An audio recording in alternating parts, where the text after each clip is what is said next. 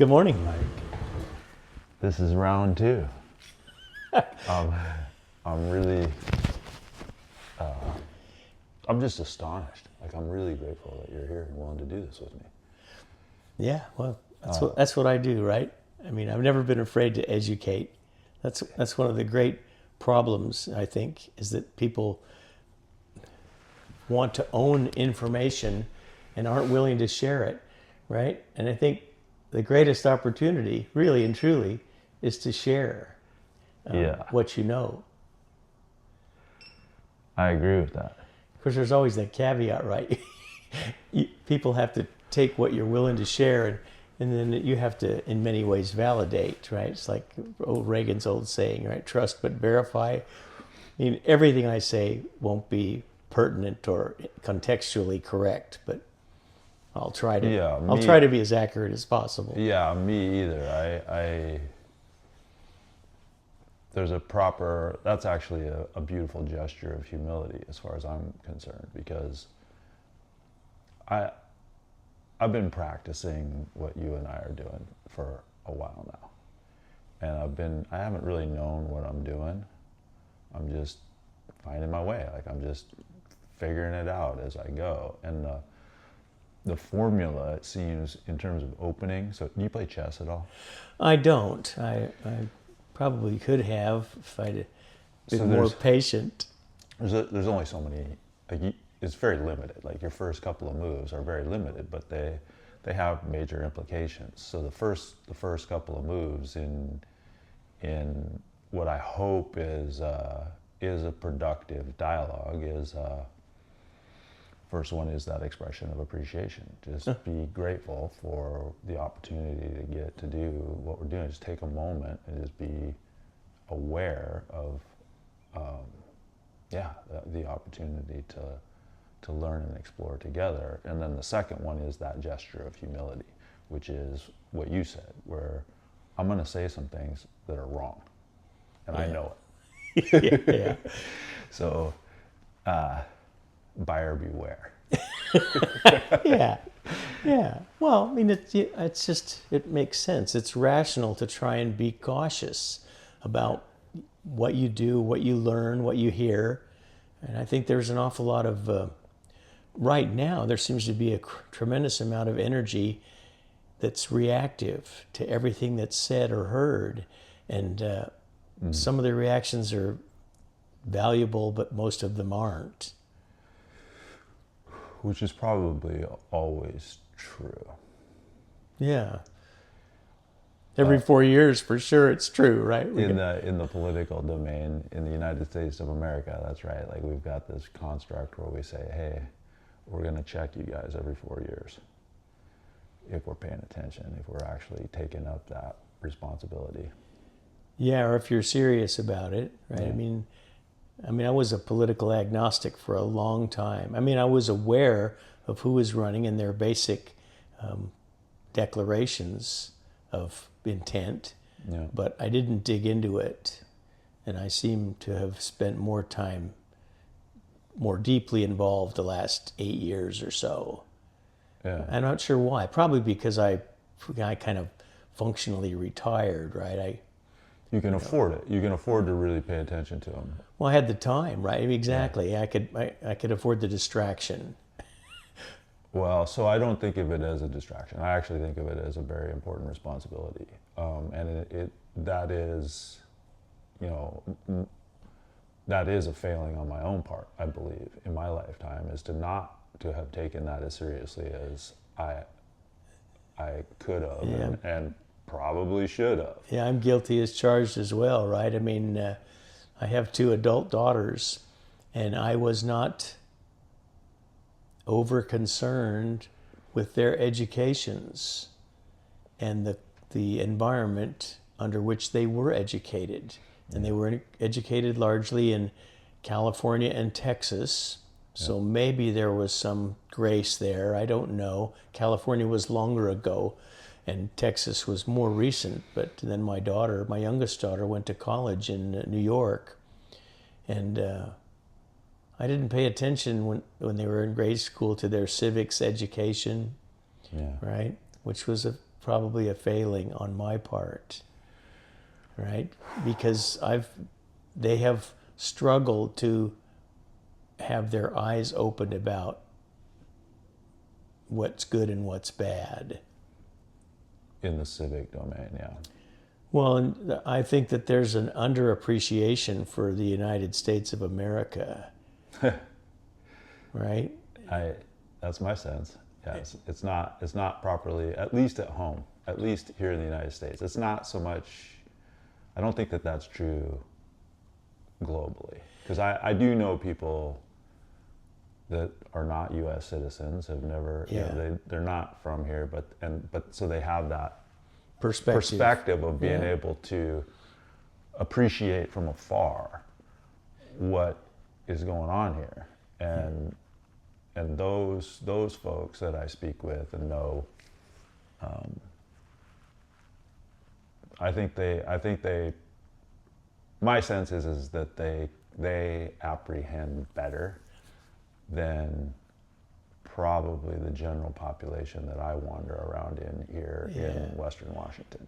Now, I think it's also, there's important distinctions to be made within the, even within the state, let alone other states. So, but anyway, the reason that I wanted to, we dropped right into a political discussion, and what we had said we were going to do last time, we kind of ended on we tied it off on kind of two things.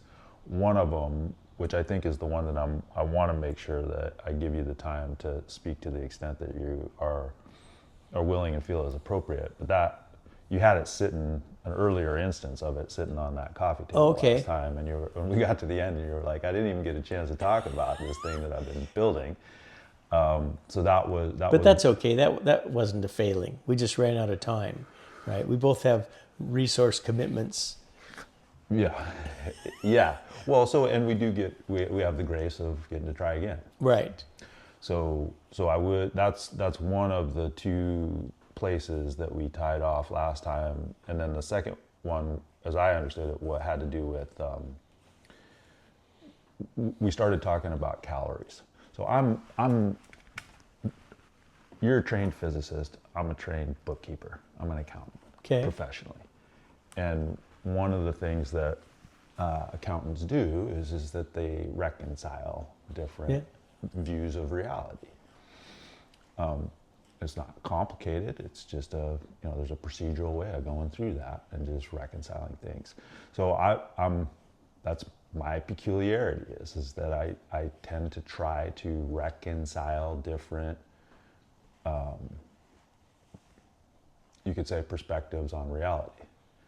And physics is very helpful because it addresses, at least naturalistically, all of the scales of reality. So from all the way from, we say things like quantum, which I really have no idea what we're talking about there, but to me, that's like the most subtle, and then all the way up to astronomical, where you're dealing with black holes and other such things, where you're dealing with the limit cases that we can perceive, I guess, of reality. Yeah, I'd agree with that. From the infinitesimally small to the almost incomprehensible large, right? That's quantum mechanics to astrophysics. And just once again, just so we're clear, I'm not a scientist physicist. I have a degree in physics and a minor in math, which was awarded in 1977, which I'm proud of. There were only 6 students that graduated with bachelor's degree in physics in 1977 from the University of Utah. But once again, 3 of those guys, the first day in class, they knew as much as the teacher, and they went on to be scientists. I haven't kept in touch with them, but I know that they had the capacity. The other 3 of us, when there weren't 3 at the start, there was many more that never finished. We spent all of our time trying to figure out what was going on and to learn the stuff, right? So classical, if I was going to pick something about physics, classical mechanics is my deal. I don't consider myself as an expert in electromagnetic field, but I am pretty knowledgeable about the Earth's magnetic field, right?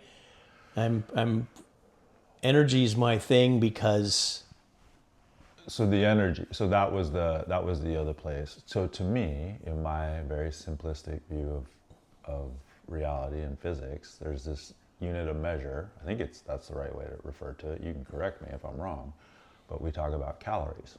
yeah.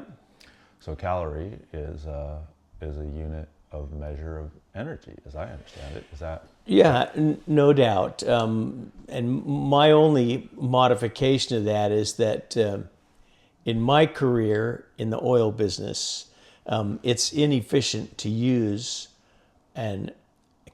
calories or kilocalories because they're so small in relation to the work that's done and the energy that is produced in raw material form, right? Like, in fact, even BTUs don't make any sense because they're too small, right? Yeah. It's So the it's so horsepowers and things like that are the more appropriate measure of work. Okay, so I'm gonna put a pin in the appropriateness part there. And Okay. You really helped me anchor the point that I personally want to carry forward from Okay. these dialogues that you and I have, not just the ones that are recorded, but the ones when we run into each other around the neighborhood. Yeah. So in order to do a reconciliation, you have to have a common factor. Correct. So the calorie is the common factor. Okay, Between fair enough. Because people, it's very easy to get. You said a little while ago, like there's a lot of reactivity. Yeah. Well, if that reactivity, the way that you settle that down, or the way that I settle it down to myself, is just say, okay, what are we actually talking about here in measurable terms? And I think I burn on the order, this body burns on the order of, something like, I don't know, somewhere between 2,000 and 6,000 calories a day. Okay. It's nothing in the big scheme of things. And yet it's capable of this deep appreciation of reality, and it's capable of playing and maybe being a little bit creative in it. And Absolutely. Absolutely. it's an astonishingly, the human being is an astonishingly efficient whatever it is in terms of energy per whatever, Yeah. however you want to look at the output. And I just like to, whenever I'm dealing with people that are reactive, I'm always like, just take a breath. And let's just think about what's actually going on here right now. Settle down. We were talking to Sean a little while ago, and he's talking about an energy crisis, and I tease him. I'm like, there's no energy crisis. There's never going to be any energy crisis. If I'm burning between 2,000 and 6,000 calories a day, and by the way, I do know how to live in the hillsides like you were talking about. And it ain't that hard. There's some discomfort initially, but you can do that. People who, I'm kind of losing my point here a little bit, but people tend to get excited about things that are so far abstracted from the things that actually matter in the moment, that it's like, we don't need to be doing that. I completely agree. Although I will say there's an awful lot of people around that don't want to do without all of the daily distractions, right? They don't want to trade all of their conveniences for durability or suitability, right? People become habitually committed to their little environment. Whatever situation is, it's very hard to change their thinking about what they need versus what they want, or what they could survive on versus what they live on. Yeah. Whether- Well, so yeah, I want to get to that. So I'm going to say one more thing about where you're going there, and I'm going to say it's actually not hard to get them to change their thinking. You just take them and you put them in the uncomfortable environment for a very short period of time, and they get it. Okay, I get that, right? But there's 7 million people in Washington. You're gonna drag 6.99999 million of them out and do that? Well, I don't need to. There's not I feel enough like dirt. If you're stupid, if you're stupid, go ahead and walk into the wall. It's like if you're gonna insist upon having things that you can't actually, it's not my problem to solve. Sure. It's like you'll run into the fabric of reality of your own accord, and it'll hurt just like it does for everybody. Yeah. Anyway, so the other common thing where we can start to, I think, reconvene on the visual aids that you brought today was, well, our domains are very different. I guess I have to say one other thing. Well, professionally, I'm an accountant. That's been my job for a while now. I think it's truer to say that I'm something like a navigator. Like I was trained by a professional navigator from early childhood to navigate the world. My dad, like he spent his career navigating around the globe. And he had a deep appreciation, or has a deep appreciation for all of the navigators of all time. You know, I watched him, and he shared a lot of the stories with me of early seamen. You know, the explorers. Yeah, how people got out and found their way around all over the world, across all of time.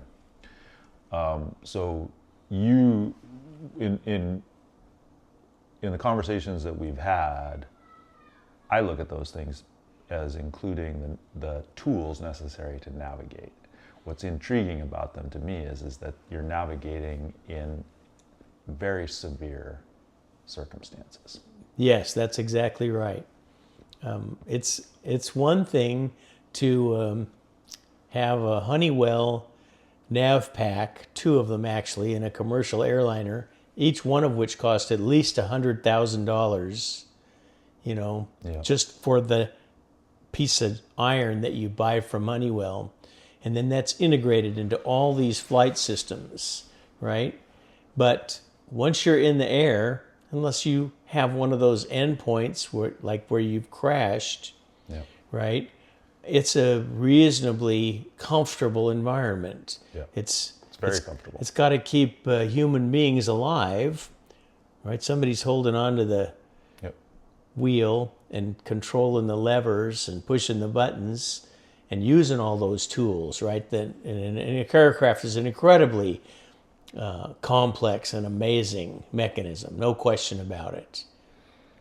Unbelievable life to be involved in that every day.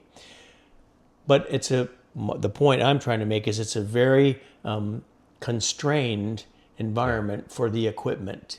Somewhere between, let's say 35 degrees F on a cold day in the cockpit to 100 degrees F on a hot day, and shocks and vibrations that are absorbed by the work of thousands of people, the tires, the landing gear systems, the suspension systems in the cockpit, right? Pretty quiet environment. Whereas this stuff, when you take a piece of electronics and you package it up and then you try to go drill an oil well, that's an incredibly harsh and destructive environment. I think so. I went back and I reviewed our earlier conversation, and you had referred to you're dealing with 1,000 G shocks just as a matter of course. Yeah, well, let me expand on that just a little bit. In my career, the technology used to do oil well surveying went from simple plumb bobs with a pin at the end, with a point Yep. that hung over a cardboard disc. Yep. You set a mechanical watch timer, and after so many minutes, the cardboard or the paper disc is shoved up against the pin, which is hopefully not moving. And then it pulls back. And then 30 seconds later, the disc rotates 180 degrees and jams up again. Yeah. So if you got a real indicator, you have two puncture marks that are 180 degrees apart, and they're both on the same angle line. To this thing that's on the floor that has 27 sensitive axes in a variety of coplanar and skewed orientations, so that no matter what you do with it, there's something that's feeling the Earth's gravity and feeling the Earth's magnetic field and determining whether or not it's moving with incredible precision. And it's cheap, right? And we've gone from stuff that a Swiss watchmaker had to make Yep. and a piece of paper to record 1 degree or 2 degrees. So 1 degree was their angle resolution, to something that comes out of a cell phone that can tell you, make 27 separate individual measurements of where am I and how stable is the situation. And this thing, the reason I bought the big old chassis is that, that was kind of in between where you used aerospace sensors, which have the 1000G shock. And that's what we did in the oil field. We took the Honeywell accelerometer. In fact, it wasn't Honeywell. When we started, it was Sunstrand Data Control, made the accelerometers, single axis device, $3,000. And it had the ones back then didn't have a 1000G shock rating. It was probably more like 500 Gs. But whatever the manufacturer of the sensor, we used their ratings, right?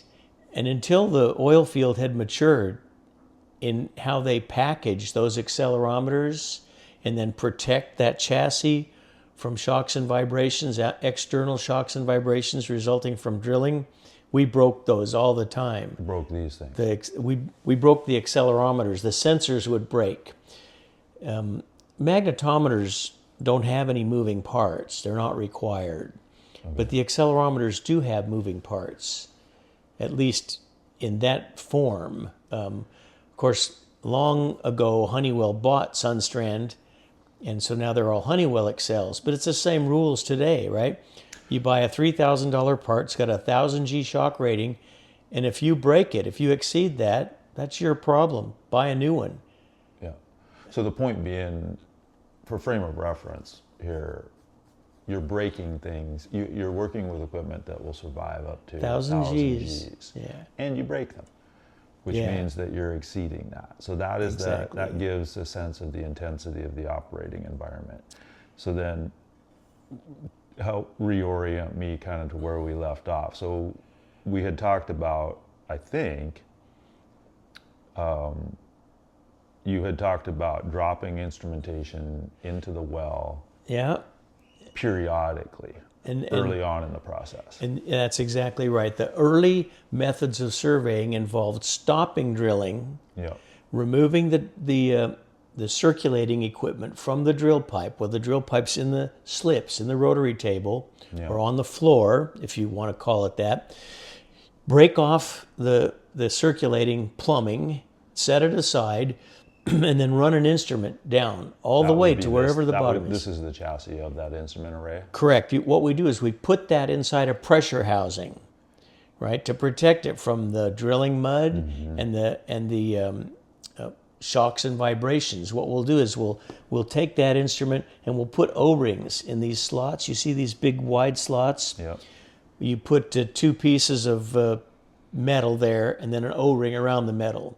So that O-ring bumps up against the pressure housing ID. The pressure housing OD is what it is, but it'll have centralizers too. So there's shock absorption at the instrument chassis, then there's shock absorption at the running gear, And then by virtue of the mud in the well, there's some attenuation of shock through the mud, right? Yeah. Because it protects you from banging around a little bit. And then there are sometimes stabilizers as part of the drill string. So there are lots of efforts are made to keep things centralized in the well and to reduce the shocks that go from the bit and the motor and the wall of the hole that you're drilling, and keeping them from getting to these instruments. But still they break. Yeah. And what happens, so anyway, but I digress. So we would take our pressure housing assembly and connect it to a wire, just a dumb wire, a hoist, and run it to the bottom and take a reading with a timer. It was a wind-up watch timer, and then later on it was an electronic timer.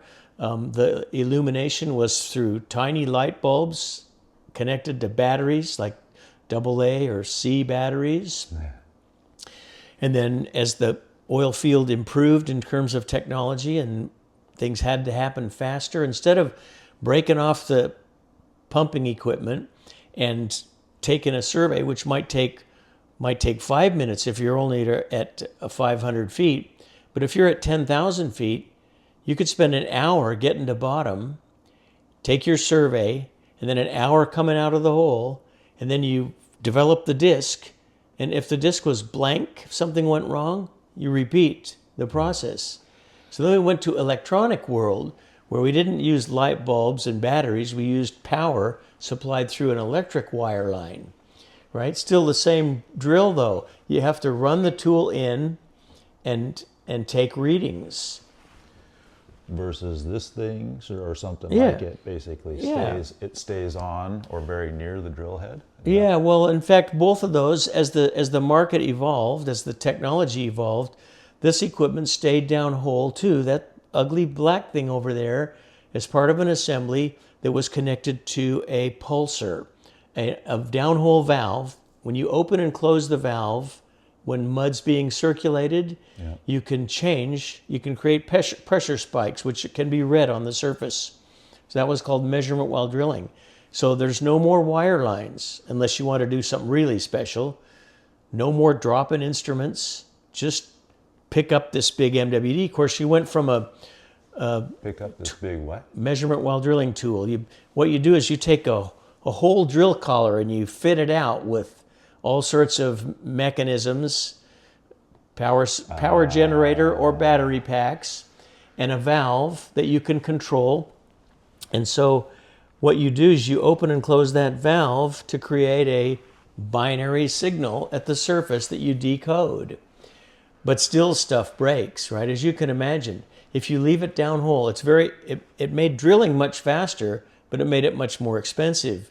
You traded So the binary signal is being transmitted through the mud, the drilling through mud, the mud. Okay. or through the drill pipe in the earth. There are two types of telemetry, so there are more than two. Mud pulse is a telemetry mode that uses the drilling circulating mud and the pressure in the drill pipe. And so when you open and close the valve, it changes the pressure in the drill pipe. You put a transducer at the surface and it can detect those pulses, those changes in pressure. That's mud pulse telemetry. Then there's electromagnetic telemetry, where if you have a bottom hole assembly, if you have an element, a gap sub, that creates an electrical gap. So it's not just steel drill pipe all the way to the bottom, it's steel drill pipe to this sub, and the sub has an insulator. You can create a voltage difference across the gap. And so you drive electrical current either through the drill pipe or through the earth. Okay. And then there's acoustic telemetry, which is like, your downhole, you have a tapper or a knocker or a hammer, and then that will ring its way through the drill pipe. Yep. It only goes a few thousand feet, so you have to have repeaters. But so all kinds of telemetry now. But that's how you get the messages up hole. And my tool is the message gathering device. It's not the message sending device. So I want to go super esoteric for just a moment, Okay. and then try to come back to no something worries. that's more tangible. So as I'm listening to what you're saying there about, you listed off 3 different forms of telemetry. Right. You listed off, it was the pressure through the mud. Yep. It was electricity through an electrical gap, a change in voltage Right. which is transmitted through the pipe or the earth, or Both. both. Both. Yeah. And then you talked about acoustic as well, which required repeaters, which I'm familiar with. Correct. So, but all of them are valid in being used to transmit a binary message that you decode at the surface. Yeah, and there are ways to encode the data so that that message isn't just strictly ones and zeros, but that's where it started, right? And the other types of telemetry, acoustic and electromagnetic, allow you to more aggressively encode the data. They have higher telemetry rates. Mud pulse telemetry, your friend talked about knowing Schlumberger. Yeah. They have a system where they claim 10 bits a second, Okay. but the caveat is that the conditions have to be just right for you to do mud pulse at more than 2 bits a second. Very hard to do. Still, the point, and this is the esoteric bit, I think that's the right word to use, it might not be, it has to do with how easy it is actually to communicate. And I think what I'm wanting to do here is basically create a little bit of in this dialogue right now, I'm creating something that seems akin to that pulse, the mud pulse, Okay. where we're moving along at some kind of steady state, you could say, steady rhythm. Okay. But I'm taking a moment and I'm creating a pulse, and I'm saying, okay, what I want to do is demonstrate a relation here between what you're doing in a very particular, what the human is doing in a very particular circumstance, which is drilling an oil well to Right. tap an energy source, to get at energy. It's in what I would refer to as having mode. It's like, I want that oil and I want it now, and I'm gonna go get it even though it's thousands of feet below the surface. And relate that to something like whale song. Where Okay. you've got an acoustic phenomena that's happening. So I'm interested in life itself. So Right. this planet gives rise to life itself, Sure. affords life itself. Okay, and all of it is part of a coherent system, it appears to me. It's a matter of quality of attention, which discerns the coherence. So there's this sensing that's going on between whales in a column of fluid at a global scale. And there's a sensitivity there. There's something going on. There's a real communication that's happening that is, in principle, the same, as far as I can tell. And if you have a different opinion, I want to hear it. In principle, it's the same thing as what you're doing off of the drill head through that, the construction of the well to the surface. Well, I think you can make an analogy, but there are many differences as well, right? There are physical differences and environmental differences, and then there are the why differences. I don't know. So I don't maybe- know why whales communicate, but I know why we establish the most efficient communications and measuring that we can to drill oil wells. So if Because you're- it's always deeper, cheaper, faster in the oil field. Never changed. Never going to change. Same thing in the automotive industry.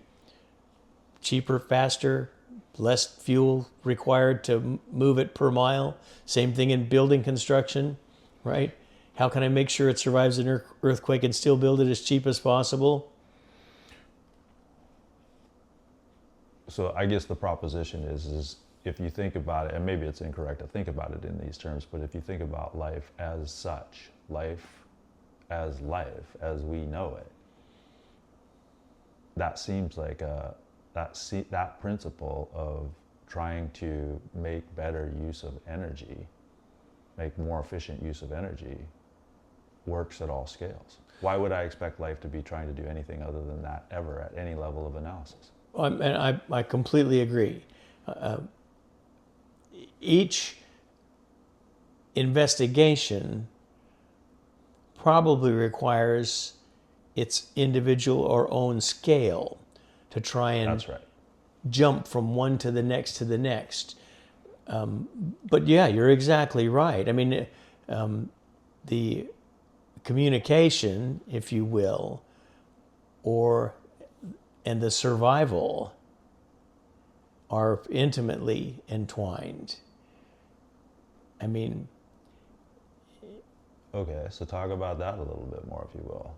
So you said communication and survival are intimately.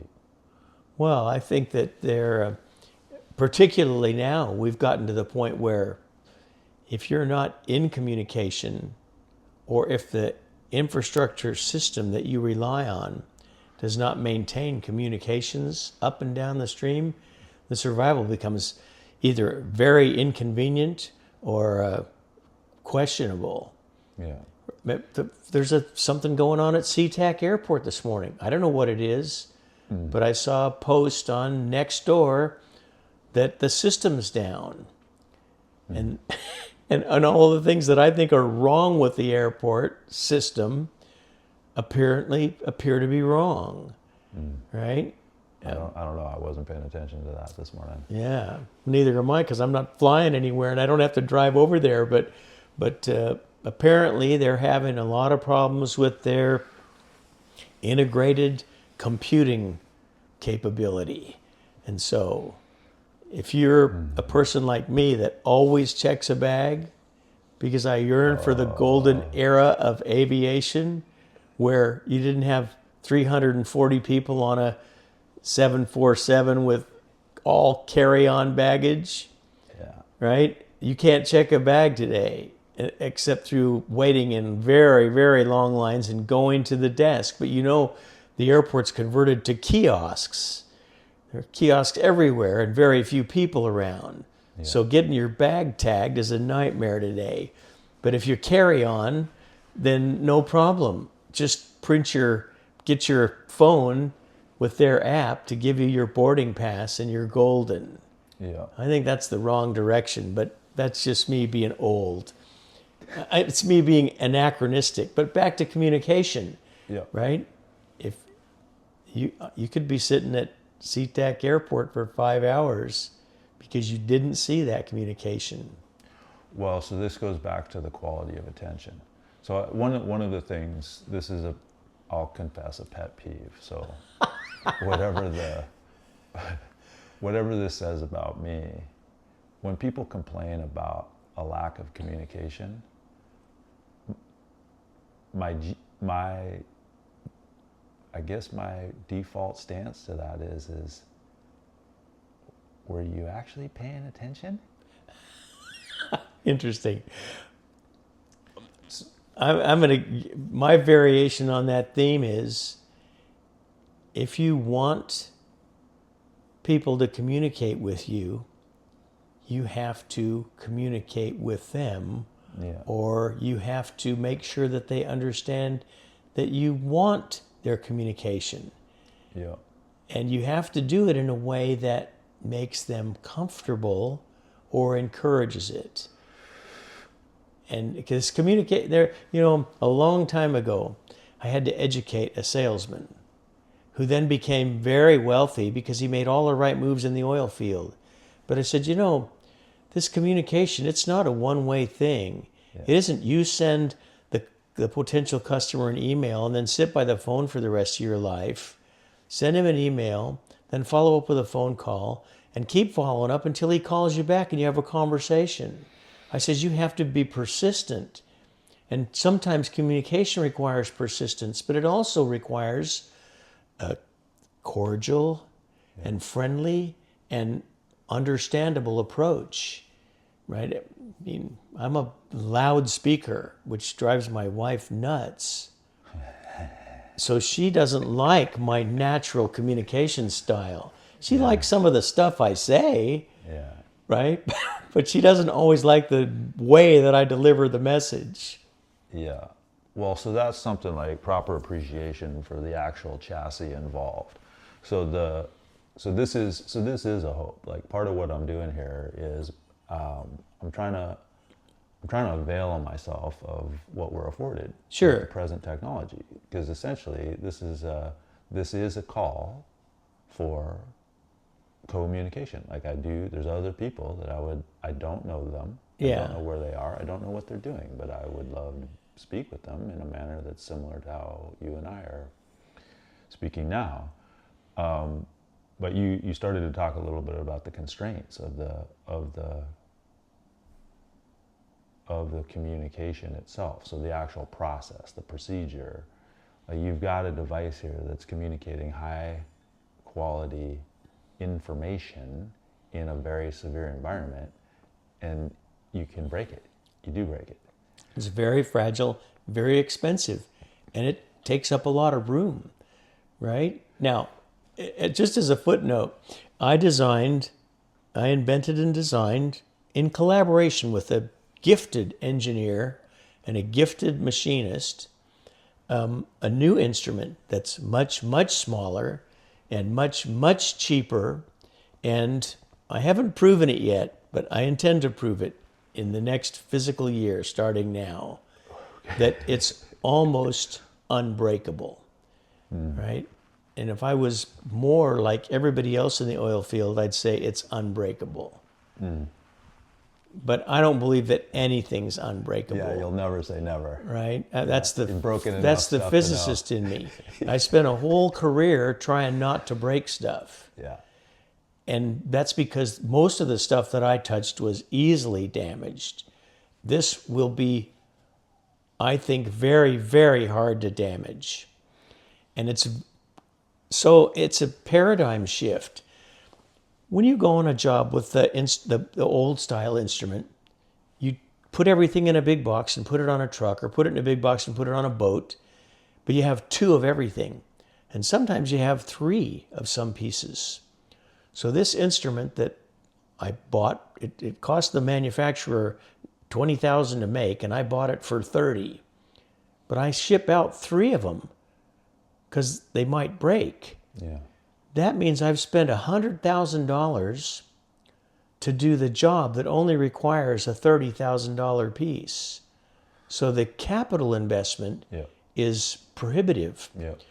And if I have an instrument that doesn't break, and if it only costs you $15,000 instead of $30,000, that means you go out to the job with a $15,000 capital investment instead of a $100,000 capital investment. And that's a way to change the oil field. If it doesn't break, you never stop drilling to come out of the hole, to lay it down, to pick up another one, because it's not broken. If it's not broken, you just drill, baby, drill. That's Trump's line, okay? And I don't want to get into politics, but the fact is, you can't drill, baby, drill if you're coming out of the hole for broken equipment. Yeah. So it's cheaper, and it doesn't break. So we are helping the process become more efficient. So as the resources get harder to find, you can drill more wells. If, as Sean pointed out, if a fracked gas well is depleted in 6 months or 9 months, but it only cost you $4 million to drill it instead of 10, go drill another one. And keep the houses heated. Keep the turbine generators running so that when people go to that magic plug in the wall, something happens. Because I'll tell you what, somewhere else, somebody had to create the electricity that you so happily and casually plug into. It's a very big deal.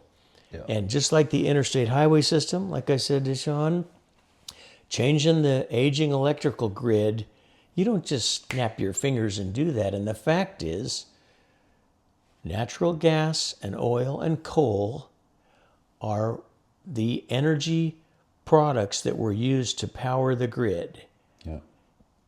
Nuclear power also fits into that realm. All of those power sources lend themselves to generating power with the grid that we have, the grid that can be improved and strengthened and made better, right? Solar energy and wind power are delightful. I'm going to share with you the fact that one of the things I specialized in studying in the early 70s when I was becoming a physicist was solar energy. Yeah. But I wasn't a scientist, and I wasn't easily inclined to go off and just do academic things. Yeah. So after my solar energy project was completed, I graduated, not with honors, I just graduated, Yeah. right? 3.18 grade point average. That was pretty good though, because the first quarter I went, where I stopped for 2 years, was like 1.2. Yeah. Anyway, long story short, I, went back to my job because I was working in the lighting business, moved to California with my first wife, got involved in drilling oil wells. And I moved on because I figured out before I graduated from college that solar energy wasn't the answer. It's a answer. Yeah. It's an answer to all sorts of situational conditions, but it's not the answer as a replacement for this country Yeah. any more than electric vehicles are an answer. And so let's not get into all that. What I have done is taken pieces that show up in cell phones Yeah. and on a one-to-one comparison, they're not the same. Meaning, the Honeywell accelerometer that you pay $3,000 for, single axis. Yeah. I can't just use one accelerometer to replace that. I have 27 sensitive axes in this instrument to replace those 6. Okay? But we can. But you and, can. And we do. And I was encouraged in that by an epiphany that I had. So actually, before you go into that epiphany, you're basically saying, and tell me if I got this right. So you got, let me see if I got these. So we got 1, 2, 3 3 places Excels. in this Yep. here, and you're saying Honeywell provides single access. Yep. You can buy one. So, and those provide a certain, is it fair to say, quality of attention? Like they're actually sensing. When I say attention to me means I'm paying attention to you. I'm sensing who you are and what you're doing to some extent. Yeah, well, it's sensing the Earth's gravity. That's what those do. So there's three. Single axis. Yep. And then in one of those, you're saying you got 27. I have 9 accelerometers and 9 gyros and 3 magnetometers that do what that does. So there's some kind of relationship there between. Well, my parts are tiny and they're almost indestructible and they're cheap, but they're not as sensitive. Not as sensitive. That was the point. That's what I was saying. exactly. The quality of attention. There's a trade-off relationship there. You made actually a superior or at least equivalent sensor array. It's an equivalent instrument in terms of accuracy. It's not more accurate in its static mode, Okay. but it's equivalent. And I did it for $5,000 instead of $20,000. Yep. And it doesn't break. If I can prove in a year that it doesn't break, that's disruptive. The oil field's gone through it's gone through a few disruptive events. The first one was oil field surveying at all. How do you know how disruptive you can get away with being? Well, when I say disruptive, I don't think disruptive in a negative sense. It's disruptive in the sense that it will create a technology shift, right? It will create, I think it's disruptive from a cost benefit perspective. It may allow us to do things from an accuracy of measuring perspective, but that's a subject for the third visit, right? Because these instruments and all the surveying that we've talked about downhole, measurement while drilling, every time the drilling stops, you can take a survey. And then as soon as the drilling starts, you pulse that survey up. So it's almost like free surveying. Nothing's free. An assembly that you put in the drill string costs somewhere between $200,000 and $500,000. Now, if you go to Halliburton, Schlumberger, or Baker Hughes, it'll be $1 million for that piece of technology. But it doesn't cost you time, and that's what it's all about when you're drilling wells, whether they're gas wells that are going to be fracked or oil wells that are going to be produced. It's all about how long does it take me to drill it, right? ExxonMobil thinks about, I got to lease the ground. Then I have to improve the lease, and I have to survey the lease. Then I have to move a rig in that I contract from H&P or Noble or somebody else, right? Oh, that reminds me. So part of the cost is the compliance with so those parameters. Yeah. Those costs, to some extent, are defined by whatever it is that's regulating the industry. Yes, that's right. So those are material costs. Like when I started in this business, you could get a lease for nothing on public land with very little regulation. You could or could not. You could. That didn't last very long because there have been a handful of blowouts in the oil field industry, and those blowouts were so violent and catastrophic, not in terms of human life death, although you could get an argument from the people on the Deepwater Horizon, 11 of which lost their lives. But they were visible, and so the public became aware, and so the politicians get involved and say, here's a bureaucracy to manage drilling offshore, and here's one for onshore, and here's one for public lands, and here's the EPA to make it all complicated. So there is a material cost there. So I think you said last time we spoke, I think you made the point that in the U.S. the industry had largely been self-regulated in contrast with other parts of the global market. Yeah. Is that, and I think you were making the argument that was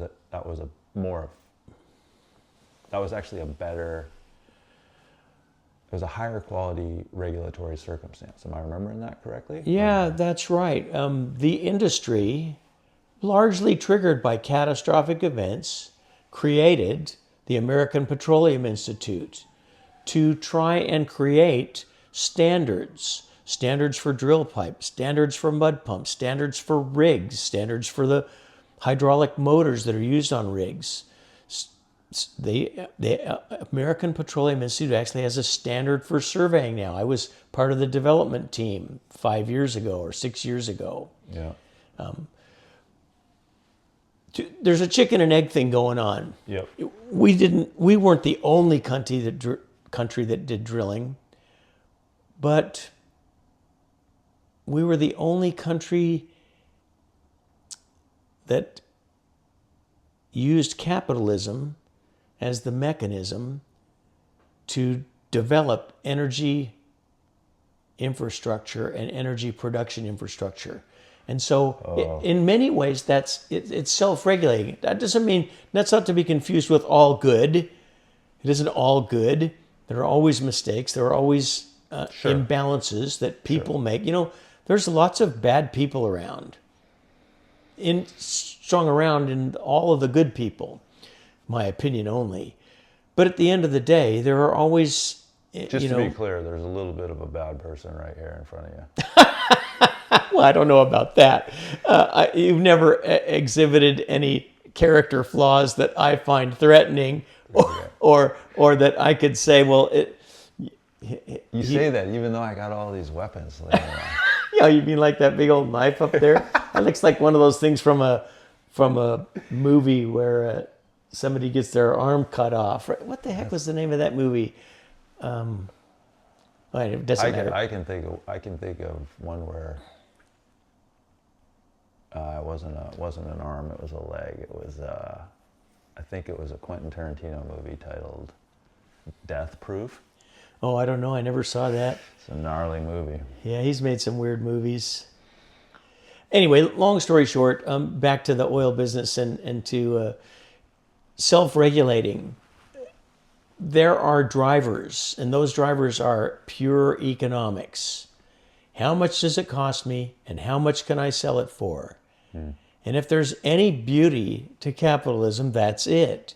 Because those two simple statements make it self-regulating in many ways. And what happens is that as you go around the world, most of those industries, the energy industries developed under a government where the government was in control.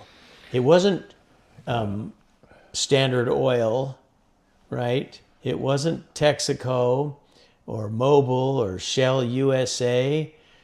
It was Saudi Aramco. Yeah. Of course, Saudi Aramco is just the nationalized result of taking over the Texaco and Chevron activities that were being conducted in Saudi Arabia.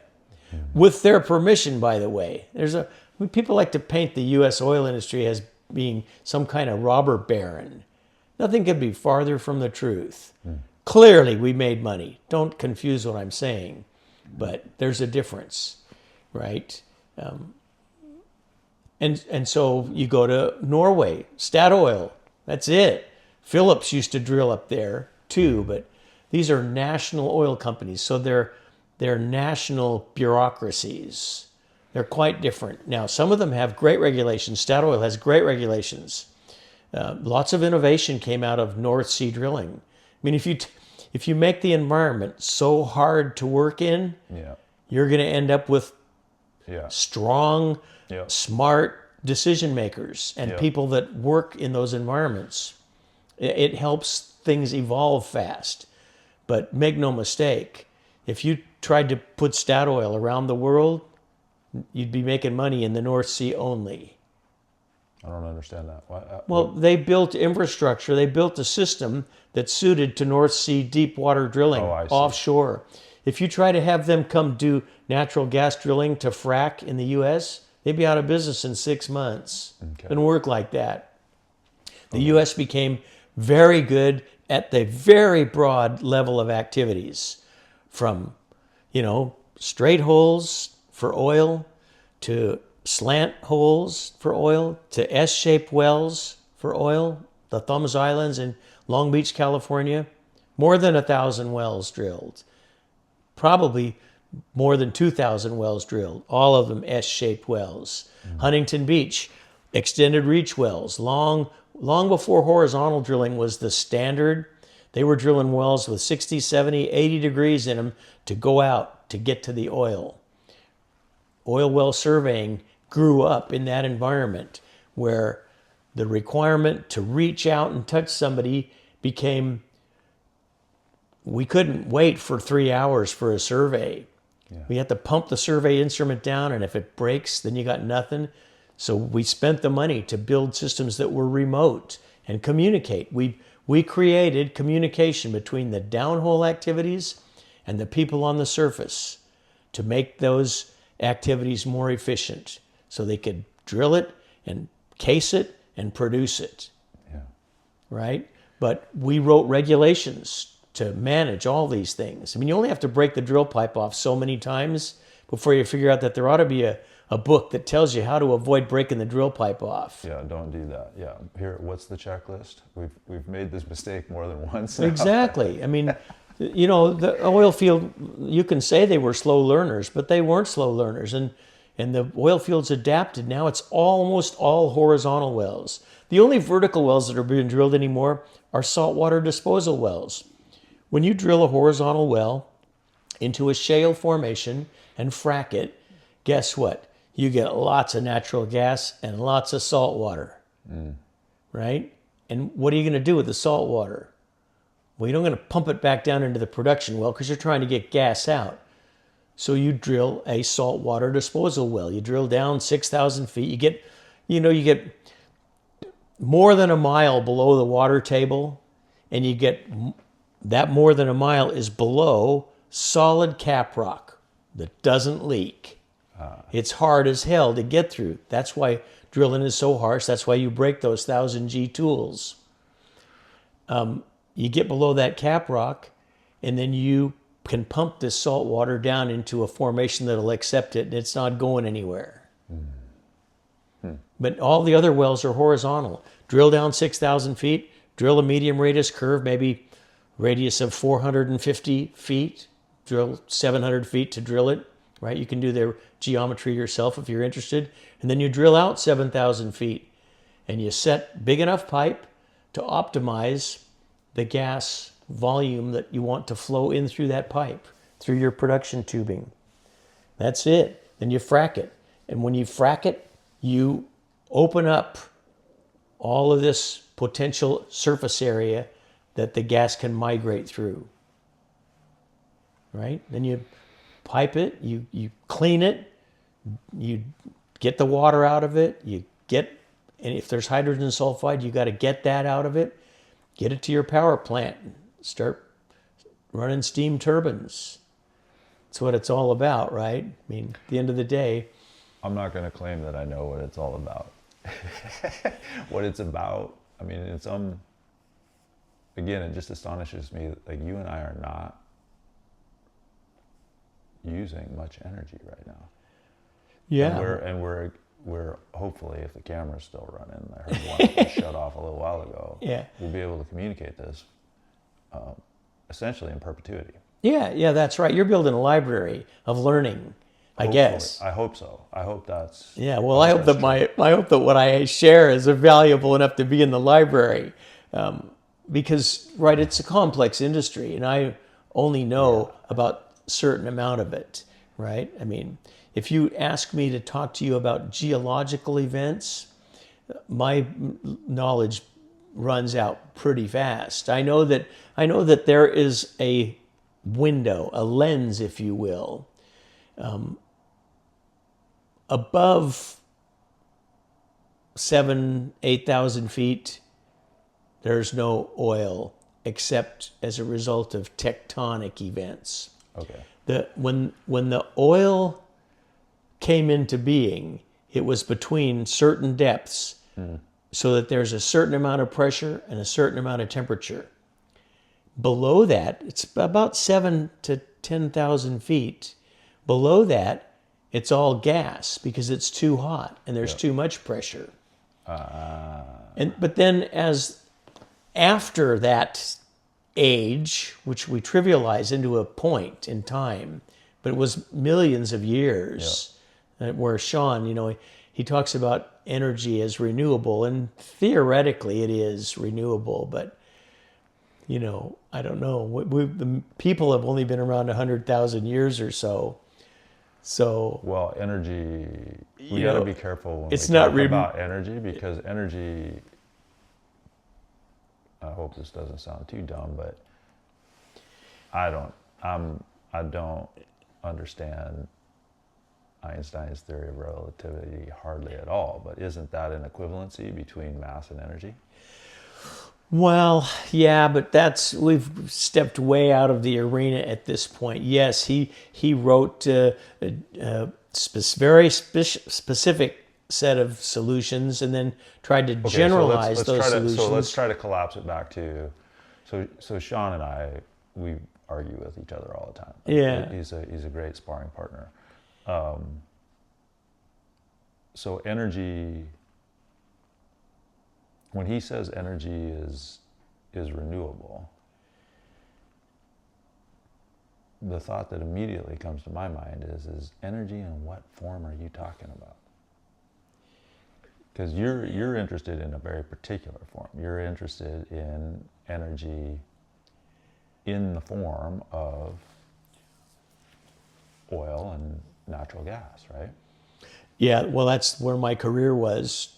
Drilling and producing oil and natural gas, largely for power plants to generate electricity. That's what it is. So what were you going to say there about because he was. Well, Usually it's the other way around with me and Sean. I'm usually the one saying there's plenty of energy, and now this morning he's saying to you, "Hey, I think energy is renewable," and now you're starting to play the devil's advocate. Is what it sounds like. No, I'm right in the middle. I think there is plenty of energy, but of course, the caveat here is that I'm a technology believer. I believe in technology. Yeah.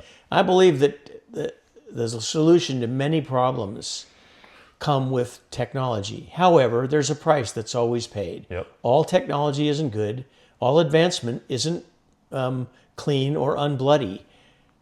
That's the nature of the beast. But if you look at the world today, if you look at the world since the time the first well was drilled for oil in Pennsylvania, Titusville, okay, the level of poverty in the world it's like the darkest night you could ever have and the brightest day that you'll ever see is the difference.